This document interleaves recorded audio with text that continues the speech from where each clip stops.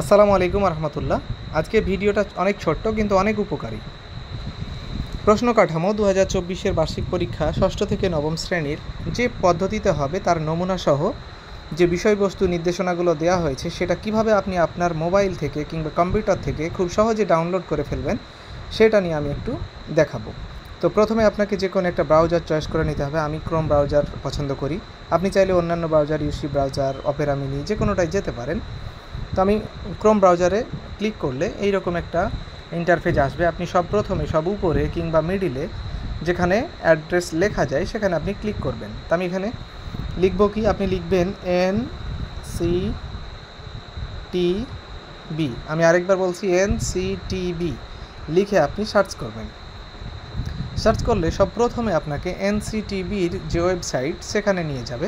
এই যে এখানে প্রথমে যে ওয়েবসাইটটা আমরা এখানে দেখতে পাচ্ছি, তো আপনি এর উপরে একটা ক্লিক করবেন। ক্লিক করলে আপনাকে এই রকম ওয়েবসাইটের ভেতরে নিয়ে যাবে। তো অনেক লেখা আছে, এতগুলো লেখা আপনার পড়ার দরকার নেই। আপনি একটু করে স্ক্রল করতে করতে এই যে এখানে দেখুন, এইখানে সকল বলে যে অপশনটা আছে আপনি এখানে ক্লিক করবেন। ক্লিক করলাম, একটু সময় নেবে।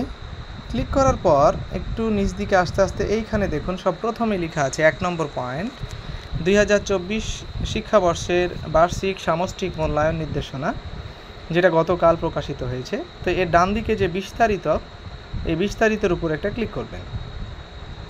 ক্লিক করলে আপনাকে এইখানে নিয়ে যাবে। এখানে এক এক করে বলা হচ্ছে 2024 শিক্ষাবর্ষের ষষ্ঠ শ্রেণীর বার্ষিক সামষ্টিক মূল্যায়ন নির্দেশনা, তারপরে আছে সপ্তম শ্রেণী, তারপরে অষ্টম শ্রেণী, নবম শ্রেণী এবং সাধারণ নির্দেশনা। তো এর ভেতরে কি আছে আপনি নিজে থেকেই দেখে নিতে পারবেন। এর জন্য আপনাকে কি করতে হবে, ডান দিকে যে ডাউনলোড অপশনগুলো রয়েছে, আপনি যে শ্রেণীর প্রয়োজন মনে করছেন কিংবা সবগুলো যদি প্রয়োজন মনে করেন সেক্ষেত্রে একে একে সবগুলোই ক্লিক করবেন।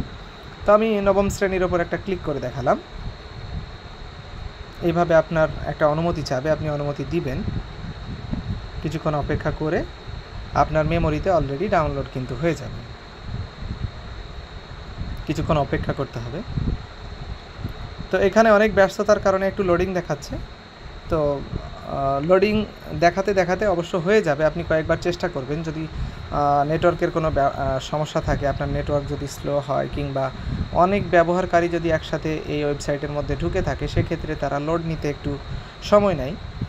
তো ডাউনলোড অবশ্যই হয়ে যাবে, একটু চেষ্টা করবেন, এই পদ্ধতিতে চেষ্টা করবেন। এবং সবশেষে আপনি সেটা কোথায় খুঁজে পাবেন এজন্য আমি কেটে বের হয়ে গেলাম। আপনি এবার আপনার মোবাইলের মেমোরিতে যাবেন, এই যে ফাইলে এখানে যাবেন, তারপর ডাউনলোড অপশানে ক্লিক করবেন। ডাউনলোড অপশানে ক্লিক করলে আপনি দেখতে পাবেন এই যে আমি করে রেখেছিলাম।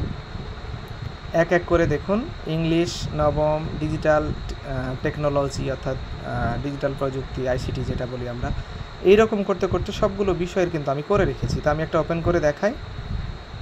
আমি কোনটা ওপেন করব, আমি ম্যাথ ওপেন করে দেখালাম। এই যে চলে আসছে। আমি এটা কিছুক্ষণ আগে ডাউনলোড করেছিলাম। এখন একটু সবাই হয়তো প্রবেশ করেছে যার কারণে একটু লোডিং দেখাচ্ছে। তো আমি যে পদ্ধতিতে দেখালাম সেই পদ্ধতিতে আপনি লগ ইন করে খুব সহজেই ঢুকে যেতে পারবেন। তো আশা করি ভিডিওটি উপকারে লেগেছে। ভিডিওটি উপকারে লাগলে অবশ্যই একটা লাইক করে উৎসাহিত করবেন। আজকে এই পর্যন্ত, আল্লাহ হাফেজ।